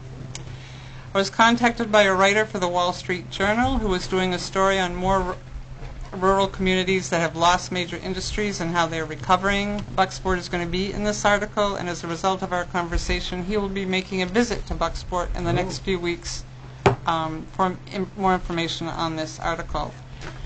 In Main Street Bucksport's report, they said that they've received yet another grant, this one from the Maine Arts Commission. The project it supports is called Fresh Takes and will be launched at the Maritime Film Festival this year and involve local high school students working with a filmmaker to produce a documentary for a debut at the 2019 Film Festival. They're also busy with the upcoming Arts Festival this weekend and the final weeks of the very successful Kids on Maine project. AIM reports that additional demolition will start at the former mill site the week of August 13th. 3 more non-essential buildings will be taken down, involving about 3 weeks of work. And once that is done, they will be rerouting the electrical infrastructure from its existing location to underground conduit.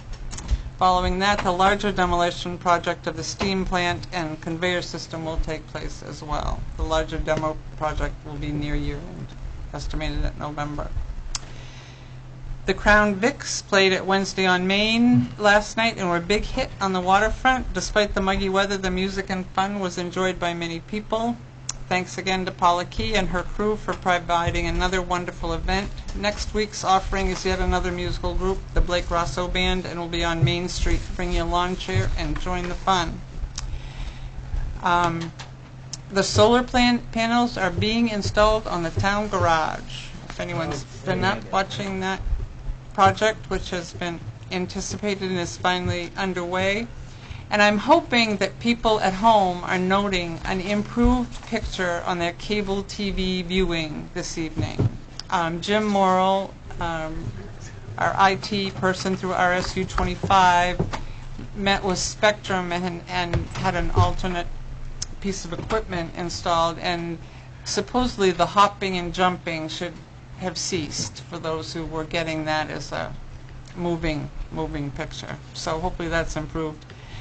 The Marina webcam is up and running for those of you who have not yet seen it. It's on the front page of the town's website. You can click on it and see it and control the camera. I check on my boat that way every morning before I come to work. And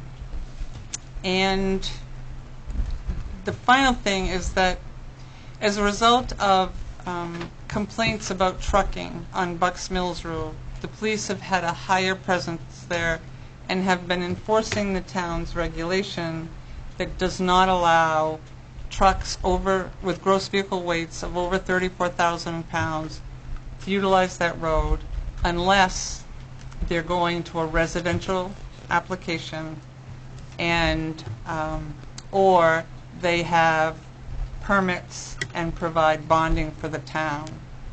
I got a history lesson in where this regulation came from, and it's my understanding that it was adopted back when 395 was being constructed, and there was a good deal of hauling, and which is why the inclusion of an exemption for going to residential properties or residential projects is in there. But there have been some that don't qualify for that, and they have been asked not to utilize this road. There have also been a couple of local truckers extremely concerned, and they were provided with a copy that showed that if they could document that they were going to residential projects, that wouldn't be a problem for them. How about the solar panels on the other? Our engineers are doing bid specs for the solar array and the drainage work. I'm sorry, things are popping around here. That they're doing those plans, and the results of the drainage survey. I met with the engineer along with our public works director at the beginning of this week, and their report is due out shortly. Mr. Mayor? Sure. Let's make a quick comment on the Wall Street Journal thing. This can be a big deal in the sense that, or it can be a piece of the puzzle big deal. There was a small town in Alabama that we had a friend that lived there, and we went to visit, and there was a big article in the Wall Street Journal about this small town. And you know, in this crazy world, it was amazing how many people took to that and visited that town, and some of the residents, some of the people who visited actually stayed there. I don't know what the numbers were, but it was all a result of this Wall Street Journal, which many, many people, as you all know, read. And you know, this could be, with Yankee Magazine, with its 300,000 readership people, and the Wall Street Journal, these could be bigger for Bucksport than we can imagine. I just wanted to point that out, that that's no small deal. Okay, thank you. Okay, we're going to go on to item 12, set public hearings, or hold public hearings, approval of any licenses. I don't believe we have any licenses, but we do, we have set some public hearings, haven't we, for...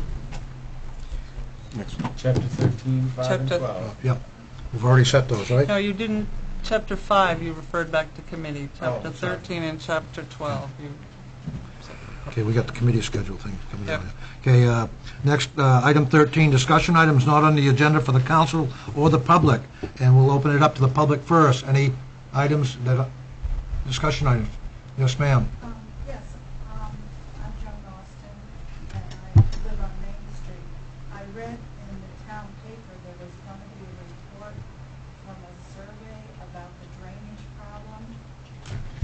That's what you just told me. That's my main reason for being here tonight. Yeah, Sue just commented on that. We should be getting that engineering survey from the people that have been doing our wastewater treatment plant.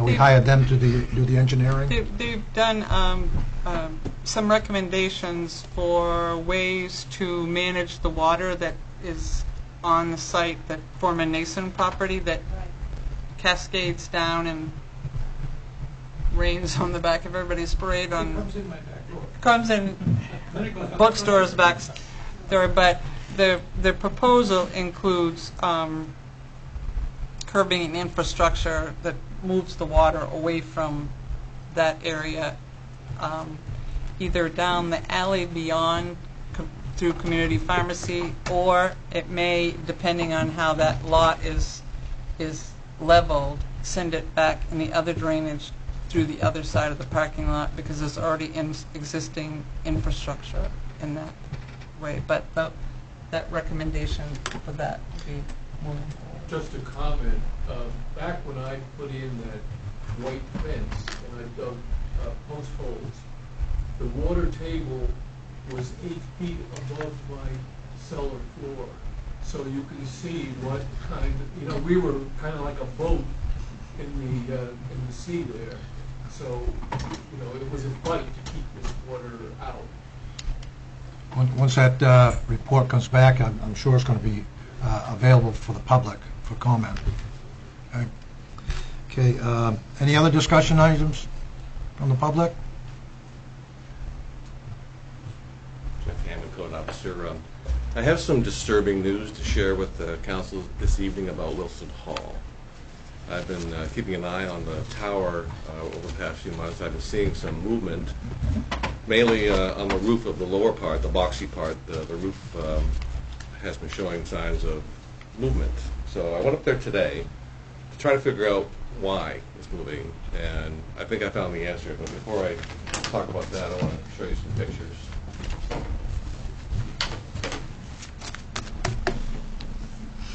The picture on the left was taken in 2015. And you can see there was still, there is some leaning a little bit. But this picture I took today, and you can see there's a significant amount more movement in the upper part primarily. The bottom part is tilting a little bit more too, but this is the part I'm really concerned about. The posts that hold up this side here, this is the side that faces the cemetery. When we went in and shored up all the structural deficiencies in the building, we put some posts under those two to hold them up. What's happening now, however, is the base of those posts are collapsing because of rot, and they're essentially they're collapsing around the 2x4 posts that we put up to hold them in place. So those posts are dropping down and causing the top roof to angle to the right and putting pressure on the bottom roof.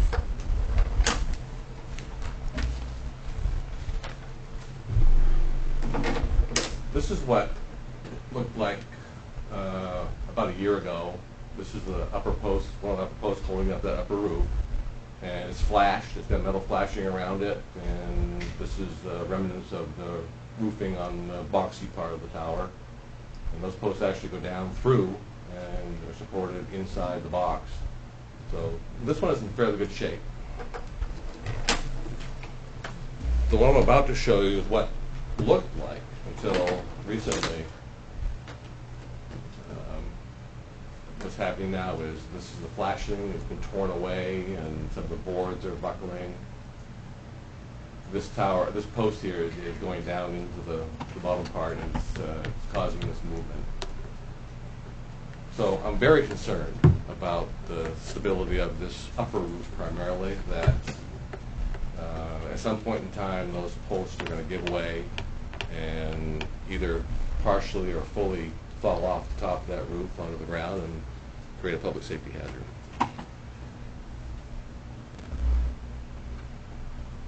I don't have a recommendation for you necessarily as to what action you think is appropriate to do. At the very least, I think perhaps some notices should be put up around the property warning the public that it's not safe to get near the So let's facility. just go back to, if this is John Q. Citizen's house, and you see this, what's your recommendation for that? Fix it? I would ask John Q. Citizen to take care of the problem. Okay, then we need to take care of the problem. You know, it is a public safety issue that you know, with that thing going to fall 60 feet to the ground, and who knows who is going to be walking around there. We need to get this fixed, taken down, do something with it. You know, I don't know what the answer is there. I know we have a person that's looking at doing something with it. Is he aware of this? Do you know? I just became aware at 3:40 this afternoon. Okay. Yeah, it was late this afternoon when I got this all together and sent an email to. He's not going to use this cupola anyway. He's not going to use it, but No, I'm I mean, you take it off. or at least if we took the top half off. I don't know how to. Just get in there with a crane and take a chainsaw and cut the 4. Cut the 4 posts off and make it look Lift it off safe. to the ground. If you decide that the best solution for this is to demolish the building, I would like you to see at the very least to preserve this part here, because all 4 of these posts have initials that are carved into them from the students who went up there over the decades they went to the school.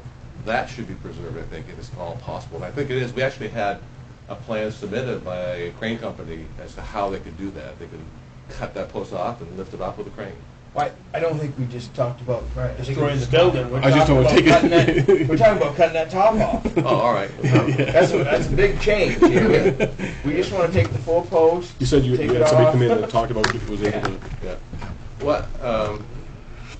I don't know how much time is left before something bad is going to happen with that top roof, but Well, we're at a public safety issue where it's our building, we need to do something. Yeah. And if we have a plan in place where we've had a crane that come in, chop it off, and get it down off from there, Yes. then there's something we need to do. right. Yep. You know? Because we're talking about the Very the top. tipping top part. Well, yeah, this is the one that concerns me the most, and I think if you took this off, it would take off a lot of pressure on the lower part. Okay, so why can't we just have the town manager work to get the project, you know? Well, whatever, we had an estimate and a crane company and all that kind of stuff that said that they could do that, and we can move forward. Can you As I said, this is 20 minutes before this afternoon, hello. Right, I think the original quote we got, though, was to take the entire cupola off. Yeah. We're just talking about the top. That's a one-day thing. Yeah. It's just a matter of scheduling. You know, I don't know how far out you have to schedule it. But I guess in the meantime, you know, maybe, I don't know if there's something you rope off or, you know, put notices, I don't know, from there. Yeah, I Chief, don't you got know any if it's recommendations on practical to that? try to fence up. My only question would be, we've been talking about this a long time, if you're gonna do it all. Preserve the whole thing, whoever wants to do the building, because my question, we're gonna be back here with the second piece sooner than later. I mean, we've been dealing with this a long time. If the top piece is gonna fall, at some point, the bottom piece is gonna fall, and we're gonna be doing it all over again. So if you're gonna get a price, I'd recommend you take it all off there, patch it over, you won't have to worry about it again until someone restores the building and puts it up properly. And that would be the answer, until they put it back up the right way. All right. The issue with that, only issue with that is that the entire, that comes all the way up through the building. Correct? Am I not correct? That the support for that top runs from the basement up. The load is carried down through, the middle of the building down to the basement. But we're talking about cutting it off so that load goes away. Because you'd hold that weight with a crane, would you, while you're cutting it away? Yes, definitely. Cutting the whole cupola off, you mean? Oh, just the posts, right? The Just top. the top. Well, the chief was talking about everything. I'm just asking how much longer it's gonna be. And I can appreciate that, Chief. You know, for our piece and what I'm going to get from him looking at it is if we take the top piece off, that saves us at least from that toppling over. And I say we've got somebody that's looking at doing something that's supposed to have an answer for us in a month or so. And then I think we'll be back here making the decision on the whole thing. All right, thank you, John. Okay. Any other discussion items from the public? Hello. Hello. Me. So we got an area-wide planning grant, $200,000 area-wide planning grant, part of ADAPT, AIM Development Action Plan for Tomorrow. This information is on the website, but I've neglected, and I apologize, that I have not shared any of this information publicly with you or with the public at hand. So I briefly wanted to show you. I had a longer presentation, but I know we've been here over 2 hours, so I'm going to just shorten it up to show you the 4 minutes. I'm going to show you what we're looking at. So this is the conceptual master plan of the property formerly Verso. As you can see here, Whole Oceans is in negotiations. They have a purchase sales agreement with AIM for this property here, Some different ideas that have come up are R&D, job training center, some port activities, and a waterfront park. Industrial pad site located across the street, located next to the landfill. And then this is up by about Drake's Lane, residential development open space. And you can see Drake's development site. On this second slide here, some proposed activity for the waterfront park. It's again conceptual. We're in the draft stage still.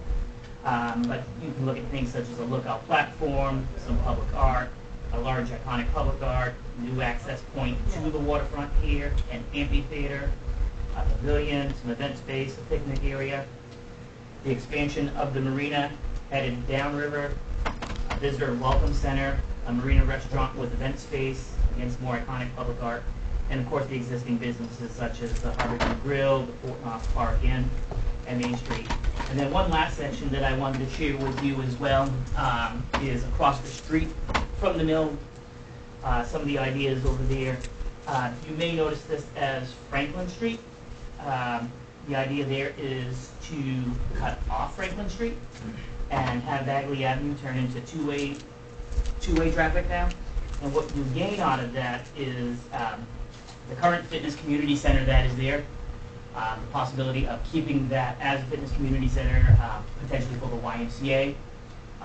The area where the old credit union is right there is some parking where you would come right off of Franklin Street. Some potential future expansion areas right here along with a co-working center. And then over here some outdoor recreation, potentially parking as well, but keeping and preserving that green space that is there already. And this would be on the parcel of land that Whole Oceans would acquire as well. So again, this right now is in a draft stage. We're hoping to have by the next meeting on the 23rd a recommendation that we'd like to bring forth to the council to accept, sort of like you did with the heart and soul vision statements, as well as the comprehensive plan. So again, I apologize for the delay in getting this out to you. You can see the rest at adaptbucksport.com. Thank you. Are we talking about down the road trying to negotiate something with AIM or with Whole Oceans? Or are we even gotten to that point? I'm sorry, I didn't. Are we talking about down the road trying to negotiate something for purchase from either AIM or Whole Oceans? For that parcel of land over there, as of right now, the deal has not closed, so AIM is still the property owner of that. So it would be a timing issue. But what I wanted you to see on all three phases is that there is a plan going into effect. It has not been approved, so I wouldn't ask you to adopt something that hasn't been adopted by the board, but so that you know and the folks at home know that there is stuff going on. It's actually been on the website for a couple months, but not everybody has access to the internet, uses the internet, or realizes that that site is there. I think that's an important piece of property for the town to keep an eye on. But I'm just wondering who would be the best to negotiate with.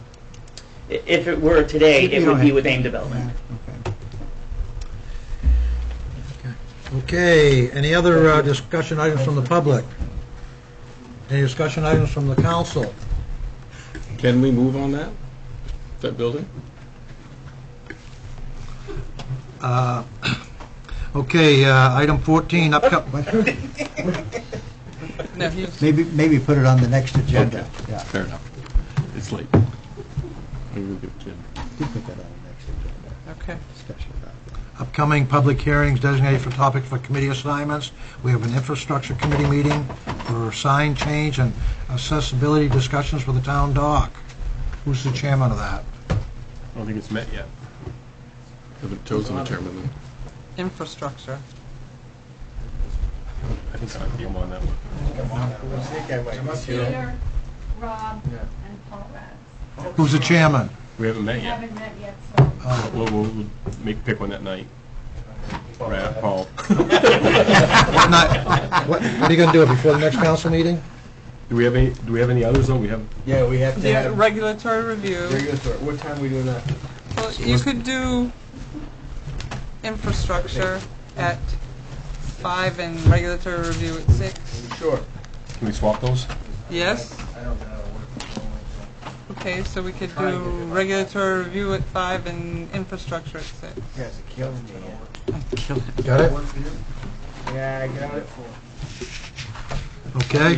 What day was that? What day was those days? 23rd.